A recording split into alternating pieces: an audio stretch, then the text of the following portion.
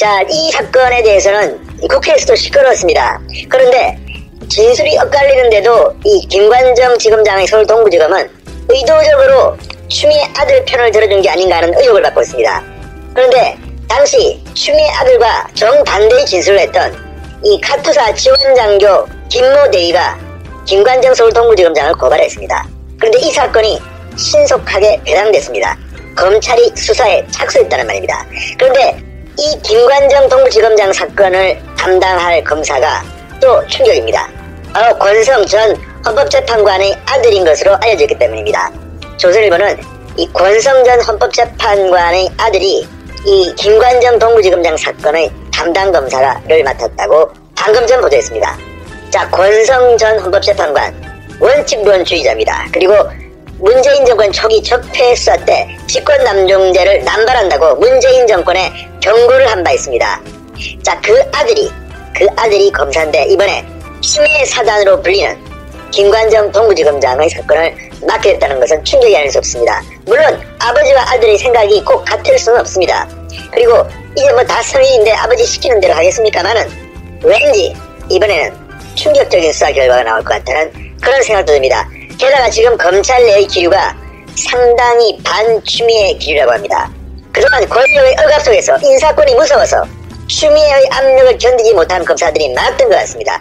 그러나 이제 분위기가 완전히 바뀌었습니다. 국정감사를 치른 뒤부터 윤석열 총장이 그동안 침묵하고 있다가 입을 열었습니다. 그러자 검사들이 지금 윤석열 중심으로 뭉치고 있습니다. 이런 가운데 권력의 압력을 피하고 제대로 수사만 한다면 김관정 동부지검장 상당히 힘들어질 것도 같습니다. 지금 이 정진웅 광주지검 사장검사 추미애 사단입니다. 그렇게 분류되고 있습니다. 이 사람도 지금 한동훈 검사장에 대한 독직 폭행 혐의로 서울고검이 기소를 해서 재판을 이번 주 받게 됩니다. 그런데 지금 검찰 내에 추미애 사단이라고 평가되는 사람들이 앞으로 굉장히 힘들 것 같습니다. 이성윤 서울중앙지검장 역시 옵티머스 사건을 무마했던 게 아닌가 하는 지금 비판을 받고 있고 의혹을 받고 있습니다. 추미애 아들 서시의 상관이었던 이 미 이사단 지역대 지원장교 김모 대위가 나를 거짓말쟁이로 몰고 사건을 무혐의 처리했다며 수사 책임자 김관정 서울 동부지검장을 명예훼손 혐의로 대검에 고발한 사건입니다. 이와 관련해서 대검찰청이 사건을 서울중앙지검에 배당했고 서울중앙지검 형사 1부가 수사에 착수했습니다. 그런데 이 사건의 담당 검사 권내건 검사입니다. 권내건 검사가 권성 전 헌법재판소 재판관의 아들인 것으로 알려졌다고 조선일보가 보도했습니다.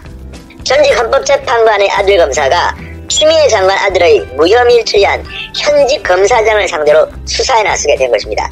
자, 지금 일단 검사 직급상으로는 선배인 현직 검사장을 검사가 평검사가 수사해야 되는 거 이거 쉽지는 않습니다. 그러나 아버지의 기계를 본다면 권내건 검사 한번 제대로 한번 해보십시오. 그렇다고 없는 죄를 만들라는 뜻은 아닙니다만 이번 사건은 충분히 국민적 공분을 살 만한 사건이고 국민적 의혹을 살 만한 사건으로 보입니다. 자, 김대희 측은 지난달 이 김관정 지검장이 국회 국정감사에서 김모 지원장교가 사회조사를 받았는데 한 번도 진술이 일치하지 않았다. 지인 휴대폰을 디지털 포렌식 복구했는데 어떻게 책임을 모면하려고 했는지 다 나왔다. 지원장교가 저희가 압수수색하기 전 앱을 통해서 지운 상태였다. 뭐 이런 발언을 했습니다. 이런 발언이 허위사실이라는 겁니다. 자, 김대위에 따르면 휴대전화 폰에 기록을 지운 게 아니라 친구 사진, 여성 친구 사진을 지웠다는 겁니다. 그 외에는 지운 게 없다고 하고 서씨, 그러니까 추미애 아들과 김대희는 완전히 상반된 증언을 했습니다. 김대희 측은 추미애 아들이 김대희를 통해 병가 연장 구두 승인을 받았다고 주장한 것은 거짓말이라고 말합니다. 서씨의 병가 연장 구두 승인을 해준 적이 없다는 겁니다. 자, 그렇지만 이 문재인 정권 성향이라고 평가받는 추미애 사단으로 평가받는 김관정 지검장 김대희의 이 진술이 신빙성이 떨어진다면서 완전히 묵살하고 추미애 아들 서시의 말만 믿고 무혐의 처리했습니다. 자, 그런데 권 검사의 아버지 권성 전 헌법재판관이 주목받고 있습니다. 자, 이 권 검사의 아버지인 권성 전 재판관은 지난해 문재인 정권의 적폐 청산 수사 과정에서 직권남용 전성시대라는 말이 나올 정도로 전 정권 인사들에 대한 직권남용죄가 남발된다고 비판했던 사람입니다. 자, 이런 꼬장꼬장한 성격의 아버지를 닮은 권내건 검사가 어떻게 김관정 동부지검장의 사건을 처리할지 모르겠습니다. 자, 한편 서울고검은 지금 추미애 아들의 권유관 미복귀 사건을 무혐의 처리한 서울 동부지검의 결정은 부당하다며 국민의힘 측에서 항고장을 내에 따라서 지난 13일 동부지검으로부터 추미애 아들의 사건 전체 기록을 넘겨받아 이제 검토를 하고 있습니다. 재수사의 가능성이 높다고 봅니다. 자, 서울고검이 이렇게 재수사를 직접 하게 되면 추미애 아들의 무혐의 처리한 김관정 동부지검장과 함께 추미애 사단이 줄줄이 감찰을 받거나 사법 처리받을 가능성이 대단히 높아집니다.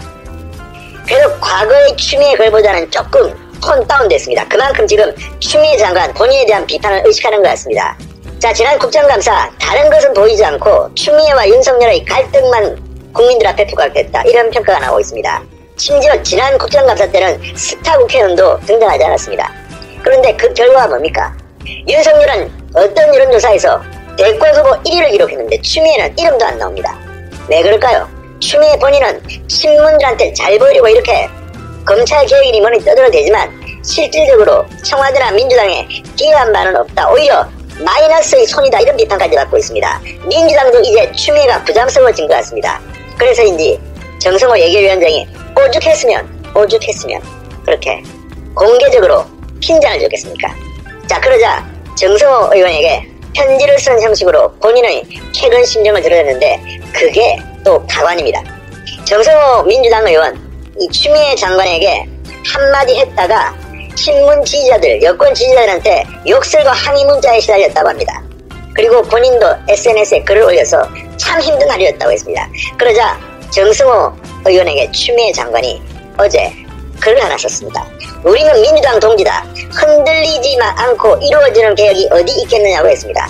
그러면서 최근 법무부와 대검의 특활비, 특별활동비 문제를 거론하며 검찰총장과 대검을 감싸주고 싶은 야당이라 한들 지나치다 우리 국회가 시정해야 할 문제도 부정할 수 없다, 이러면서 화살을 국회와 야당에 돌리기도 했습니다. 이걸 보면 추미애 장관은 자기가 있는 곳이 상석이라고 생각하는 것 같습니다. 국민들은 이런 걸 참 싫어합니다. 갑질한다고 합니다. 아무튼 본인은 그렇게 느끼지 않고 썼는지는 모르지만 이걸 읽으면 참으로 가관이라는 생각이 듭니다. 자, 여러분 아시다시피 국회 예결위에서 정성호 위원장이 지난 12일 하도 추미애 장관이 야당원이 질문하는데 끼어들고 오만불순하게 장황하게 자기 말만 하자 참다 못해 같은 민주당 소속이지만 한마디 거들었습니다. 장관님 정도껏 하십시오, 좀 정도껏 하세요, 좀, 이렇게 말했다가 발칵 뒤집혔습니다. 헤드라인에 뽑히고 친문 지지자들, 여권 지지자들 정성호 위원장한테 욕설, 항의 문자를 보내고 난리가 났습니다. 그러자 정성호 의원 이튿날 자신의 페이스북에 글을 올렸습니다. 내년도 예산의 0.1%도 안 되고 예결위 전체 질의의 1%도 안 되는 특활비, 특수활동비 논쟁만 부각됐다. 민생 예산이 어떻게 논의됐는지 아무도 관심이 없고 모른다, 이렇게 비판했습니다. 이 말은 추미애 장관이 필요하지도 않은데 윤석열 공격하기 위해서 윤석열의 특활비를 감찰하라, 뭐 이런 말을 했다가 거꾸로 법무부의 특활비가 논란이 되고 뜨거워지니까 예결위원장인 정성호 의원도 추미애 장관의 이런 태도에 불만이 폭발한 것 같습니다. 자, 지금 국회는 정말 민생보다는 추미애가 일으킨 이 논란 속에서 계속하고 있습니다. 자, 추미애 장관이 이렇게 말했습니다. 이 길의 끝에 이르기까지 서로 의심하지 말고 손 놓지 말자고 제가 당대표로서 동지들께 정권 출범 초에 드렸던 말씀이다. 우리는 함께하기로 한 민주당 동지다. 무슨 소리입니까? 지금 민주당 동지, 내가 민주당 대표했고 과거에 이런 말을 했으니까 알아서 따라와라는 아주 오만한 태도로 보입니다. 이낙연 대표는 지금 뭐합니까? 이렇게 오만불순한 강요들한테 경고 같은 거 해야 되는 거 아닙니까? 이낙연 대표도 지금 바보가 됐습니다. 국무총리까지 한 사람 아닙니까? 장관의 등록이 뭔지, 장관이 어떤 태도를 국회에서 취해야 할지 알 겁니다. 경솔한 태도가 필요합니다. 억울하더라도 논리로서 대응해야지 이렇게 정치 지적질을 하는 것이 맞겠습니까? 추미애 장관은 제목에서부터 그리고 자기 당대표를 이 말을 인용하는 그런 것부터 오만한 것입니다. 자, 그러면서 추미애는 이런 일이 야기된 근본적 이유가 국회 탓이라고 또 남탓만 합니다. 국회 활동을 경험하고 국무위원으로 자리가 바뀐 입장에서 볼 때 우리 국회가 시정해야 할 문제도 부정할 수 없다.